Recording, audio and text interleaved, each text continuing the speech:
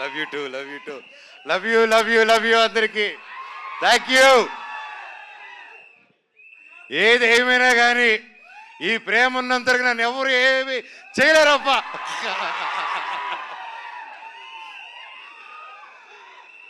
Love you. ఇన్ని రోజులైనా హీరోగా సినిమా చేయి చేయి చేయి చేయని చాలా రోజులుగా అంటూ ఉన్నారు. ప్రయత్నిస్తూ ఒక మంచి కథ చేద్దాం. ఒక కరెంట్ దిగలాగా కావాలి, ఒక పోటుగాడిలాగా కావాలి, ఒక మిస్టర్ నోకేలాగా కావాలి, నేను మీకు తెలిసేలాగా కావాలి, బిందాస్ లాగా కావాలని మీరు రకరకాలుగా ఇది కావాలన్నాను. మీరు ఎప్పటి నుంచో అప్పటి నుంచి అభిమానం పెట్టుకొని నన్ను ఇప్పటివరకు నెత్తి మీద పెట్టుకుని ఉన్నారు. మీకు పాదాభివందనాన్ని, మీ పాదాలకి థ్యాంక్ యూ.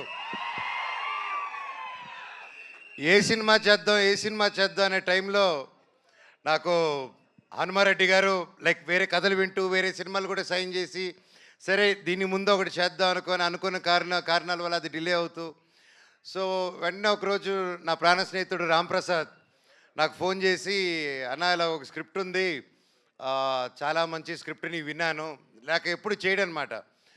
నాకు ఏదైనా క్రియేటివ్ గాను డిజైన్స్ గాను ఏదైనా ఆర్ట్ వర్క్ ఏదైనా క్రియేట్ చేయాలనుకున్నప్పుడు is my first person I'll call, Ram ఇది క్రియేట్ చేయాలనుకుంటున్నాను, ఏం చేయాలని. ఇన్ని సంవత్సరాల్లో ఈ ఫస్ట్ టైం ఫోన్ చేశాను, ఈ కథ వినండి మీరు అన్నారు.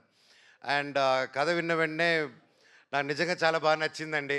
నన్ను ఏదైతే అందరూ చూడాలనుకుంటున్నారో, మనోజ్ని మళ్ళీ ఎలా చూడాలనుకుంటున్నారో డైరెక్టర్ గారు అలా ఊహించుకొని తీసుకొచ్చి నాకు నరేట్ చేశారు. దాన్ని నిజంగా భగవంతుడికి థ్యాంక్స్ చెప్పుకుంటున్నాను. Thank you sir.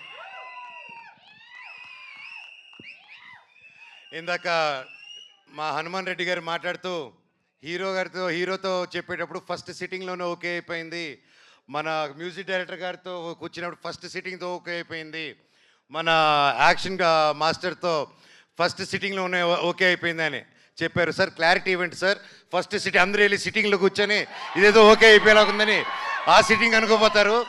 తమ్ముళ్ళు అది ఆ సిట్టింగ్ కాదు, అది స్టోరీ సిట్టింగ్, ఓకేనా? ప్లీజ్ క్లారిటీ ఇచ్చారు, నేరుగా బార్కి వెళ్ళిపోతాయి బండ్లు. మరి ఉండండి.